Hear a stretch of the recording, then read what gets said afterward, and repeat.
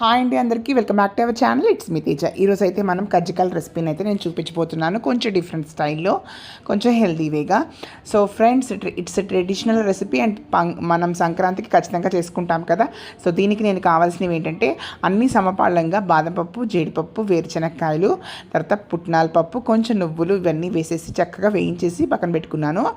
చపాతీ పిండికి గోధుమ పిండియే తీసుకున్నాను. సో కంప్లీట్గా గోధుమ పిండిలో వచ్చి 2 స్పూన్స్ బొంబాయి రవ్వ వేసుకుని చక్కగా చపాతీ పిండి గట్టి పిండిలా కలుపుకొని పక్కన పెట్టుకున్నాను.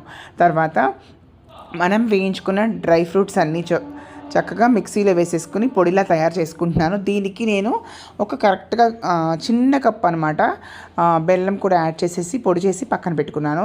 ఇంకా చపాతీని వచ్చేపాటికి చక్కగా రౌండ్ షేప్లో చేసేసుకుని దాన్ని కరెక్ట్గా షేప్ మనకు రావడం కోసం అని చెప్పి నేను బాక్స్తో కట్ చేసేసి దాన్ని చిన్ని సమోసాలాగా అయితే చేసేసి దాంట్లో స్టఫింగ్ పెట్టాను అనమాట.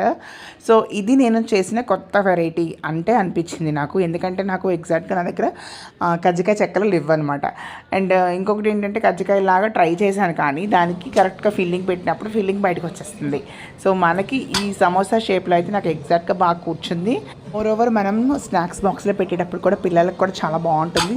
చిన్నగా ఉండటం వల్ల ఒక 2-3 అలా కూడా మనం పెట్టచ్చు అనమాట. సో నాకైతే ఈ ఐడియా చాలా బాగా నచ్చింది. నేను ఫస్ట్ టైం ట్రై చేశాను, నాకు చాలా సక్సెస్ఫుల్గా నేను అనిపించింది. అందుకే రెసిపీ అయితే పోస్ట్ చేస్తున్నాను. పోస్ట్ చేయడానికి కొంచెం టైం పట్టింది. సో ఫ్రెండ్స్, ఇప్పుడైతే ఫిల్లింగ్ పెట్టేసుకున్న తర్వాత సమోసాని కొంచెం లాస్ట్లో కొంచెం చివరిలో మనకు కొంచెం లైట్ వాటర్తో తుడుచుకొని దాన్ని చక్కగా క్లోజ్ చేసేసుకొని దానికి చిన్న ఫోర్క్ని యూస్ చేసుకొని కజ్జికాయలాగా మనం ఎలా అయితే పెట్టుకుంటామో ప్రెస్సింగ్ అలా పెట్టేసేసి వాటిని తయారు చేసేసి దాన్ని ఒక గిన్నెలో పెట్టుకొని మూత పెట్టుకుంటున్నాను అనమాట. సో ఇవైతే కజ్జికాయల షేప్ యాజ్టీస్గా చేశాను, బట్ లాస్ట్లో నాకు కొంచెం అనిపించింది. బట్ సమోసాల షేప్లో చేసిన అయితే పర్ఫెక్ట్గా వచ్చాయి. జస్ట్ ట్రస్ట్ మీ, మీరు కూడా తయారు చేయండి. కజ్జికాయలు అయితే మనం పెద్దగా చేస్తాం కాబట్టి అందరూ ఎక్కువ తినడానికి కూడా అంటే ఎక్కువ స్టఫింగ్ ఉంటుంది కాబట్టి చాలా పెద్ద సైజులో ఉంటుంది అని అనిపిస్తుంది. ఇవైతే చక్కగా 2-3 కూడా లాగించేస్తారు. ఇలా ట్రై చేయండి. ఇప్పుడైతే బాండీలో నూనె వేసుకుని మునిగేంత వరకు ఆ నూనె బాగా కాగిన తర్వాత కొంచెం మీడియం హీట్లో పెట్టుకుని మనం ఏమైతే కజ్జికాయలు తయారు చేసుకున్నామో సమోసా షేప్లో వాటిని మెల్లగా వదిలేస్తాను. చూడండి, వదిలేసాను అనమాట.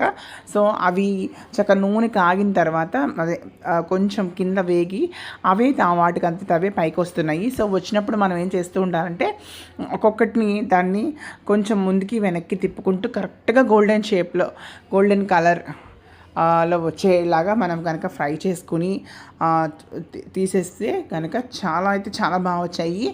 యాక్చువల్గా నేను కజ్జికాయలు ఇంతకుముందు చాలాసార్లు ట్రై చేశాను, కానీ నాకు గోధుమ పిండితో కొంచెం మెత్తగా వచ్చేవి అనమాట.